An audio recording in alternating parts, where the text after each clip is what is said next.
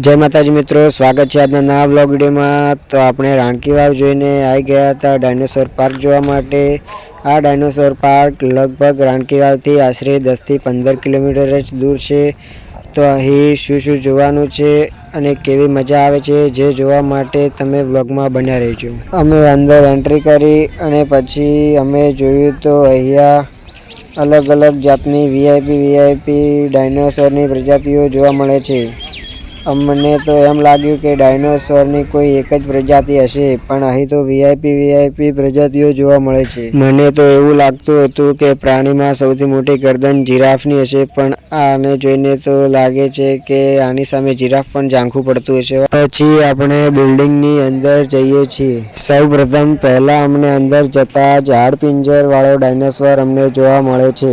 પછી અમે અંદરની બાજુએ ફરવાનું શરૂ કર્યું।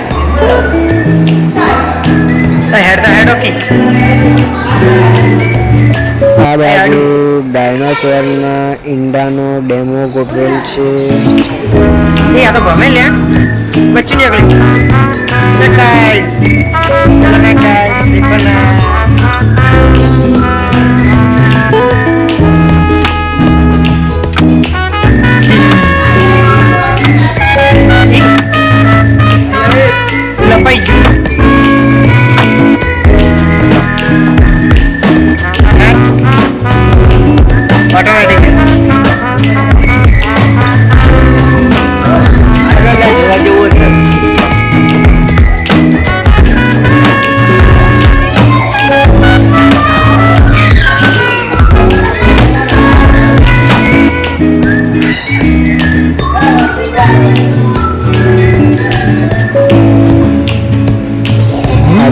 રિયલ ડાયનોસોર હોય તેવું લાગે છે, કારણ કે તે હલનચલન પણ કરે છે અને તેનો અવાજ ખાલી કેવો આવે છે તે તમે ખાલી સાંભળો।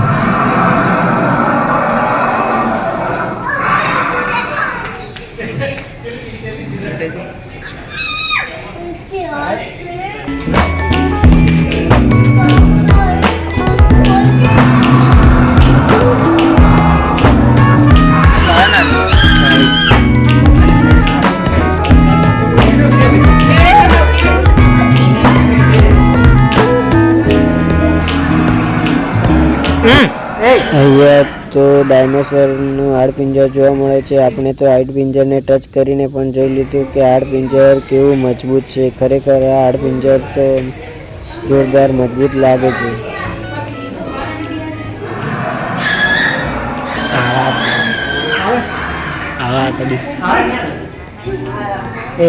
આવા તો આ જા થાય એવું। આ બાજુ બીજા ડાયનોસોરનું હાડપિંજર છે।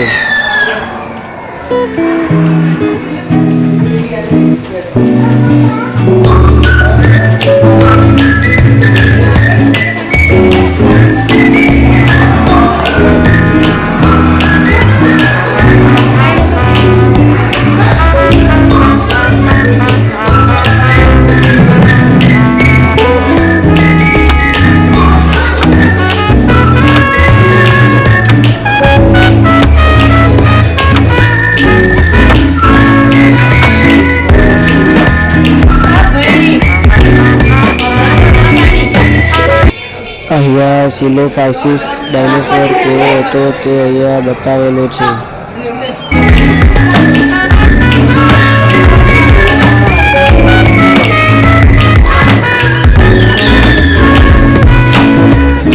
આ સિલોફાઇસિસ છે।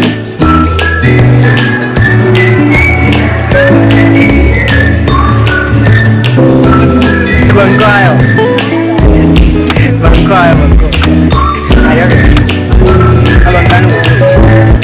અહીંયા ટાયરેનોસોરસ રેક્સની ખોપરી છે।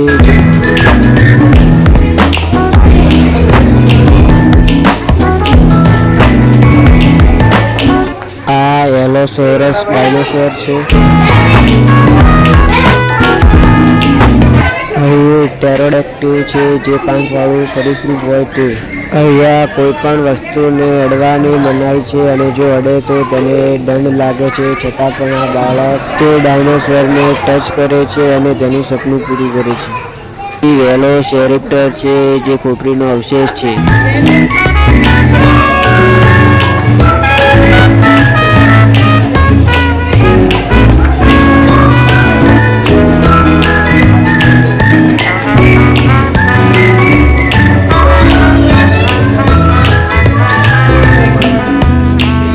ઉડતો ડાયનોસોર એ ઉડ્યો લ્યા.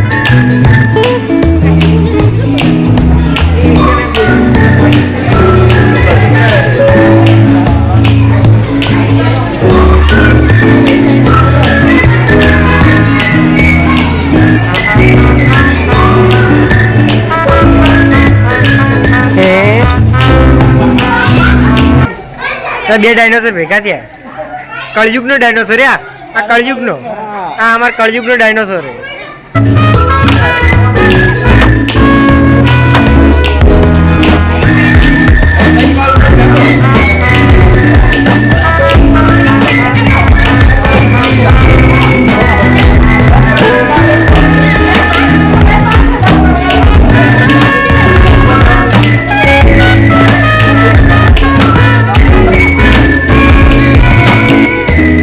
અહીંયા જેમ રિયલ ડાયનોસોર હોય તેમ રિયલ ડાયનોસોરનું મોટું કંકાલ મૂકેલું છે.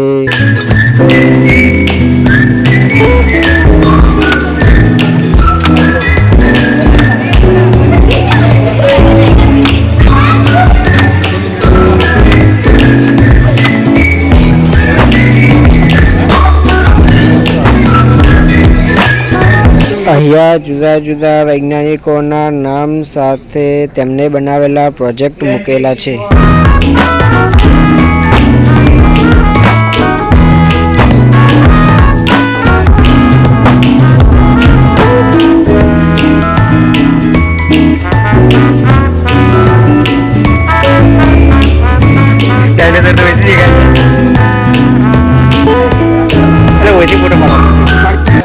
મારે આર્યો કેમેરો લઈ જાઓ બ્લોગિંગ કરવા.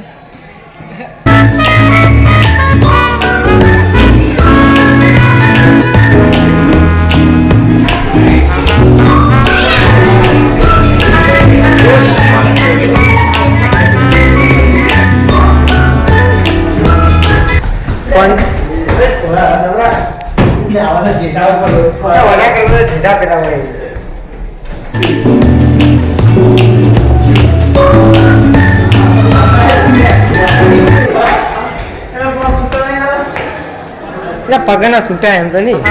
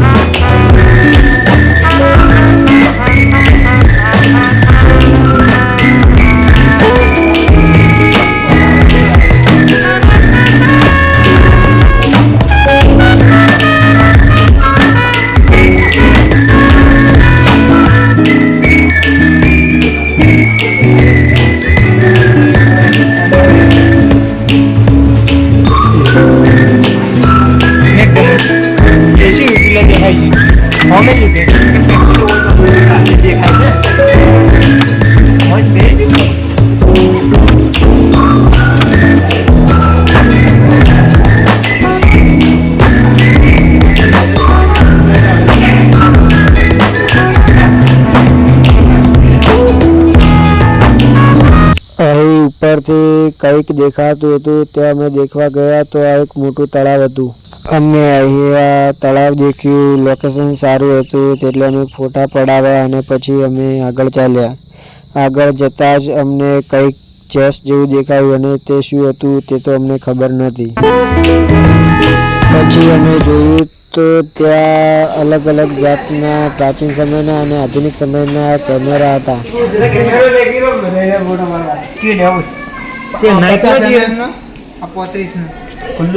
આ લેવા આપણે જૂના જમાના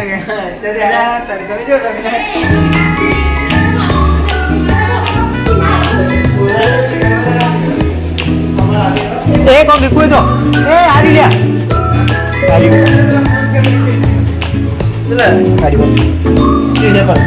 पता नहीं એવું 3D એનિમેશન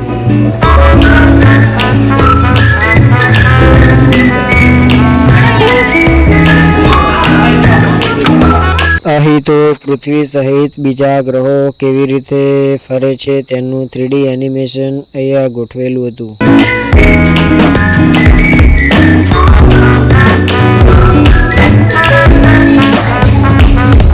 પછી તો અમે જે ચેસની સ્ટાઇલમાં બનાવેલું હતું તેમાંથી નીકળ્યા તો અમને ચક્કર આવતા હતા અને ટળી જઈએ તેમ થતું હતું. ખરેખર આ શું હતું તે તો ખબર નથી પડી અમને. અમે પછી આગળ ચાલ્યા અને ત્યાં બધી પબ્લિક ડરીને પાછી પડતી હતી. તો અમે ત્યાં જઈને જોયું તો ત્યાં એક ભૂત હતું. અમે તો ત્યાં જોવા માટે પહોંચી ગયા કારણ કે આપણને તો હનુમાનના ભક્ત હતા. આપણને ક્યાં બીક લાગવાની હતી, જેથી અમે ફટાફટ પહોંચી ગયા ભૂત જોવા માટે.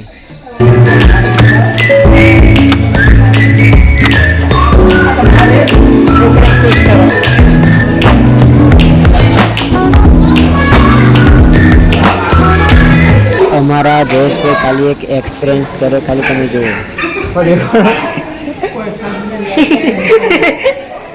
કલરિંગમાં દેખાય, બીજું કોઈ ફરક નહીં. ખોટી વાશે ઉલ્લુ બનાવ્યા છે.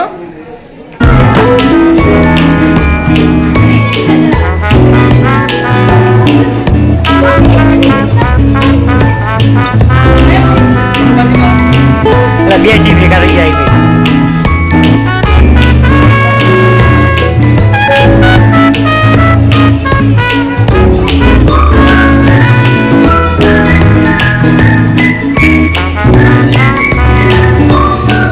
તો લાસ્ટમાં આપણે અહીંયા ચંદ્રયાન 3નો પ્રોજેક્ટ બનાવેલો છે, તો તે આપણે જોવા આવી ગયા છીએ. વિક્રમ લુહાર ચંદ્રયાન 3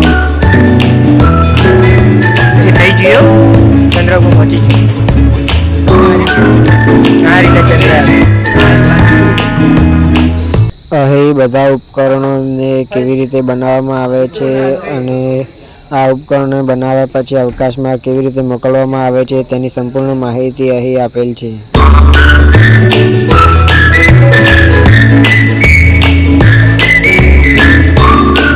જય માતાજી મિત્રો, તો આજે આપણે અહીં ફરવા જવાનો વ્લોગ સમાપ્ત કરીએ છીએ. તો આ વિડીયોને લાઈક કરજો, શેર કરજો અને અમારી ચેનલ માતાજી સ્ટેટસ નંબર 1ને સબસ્ક્રાઈબ કરજો.